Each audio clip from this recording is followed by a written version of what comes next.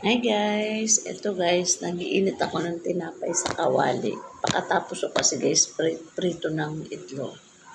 Doon ko ininit yung tinapay sa kawali. Pero inanuhan ko yun guys ng butter, yung parang papunas. Tapos nag-slice ako ng dalawang keso. Ayan guys. Mag-break muna ako guys kasi nga naglalaba ako sa taas kasi punta muna akong bayan mga guys.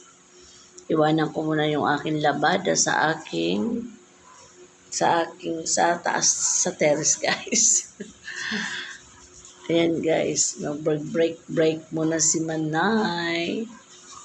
Nauna na ako dyan guys magkape. Kasi sabi ko nakaramdam akong gutom. Sabi kain nga akong tinapay. Pero ako talaga guys, hindi ako makitinapay. Bibira ako kumain ng tinapay. Ayan guys, kain tayo. Almusal.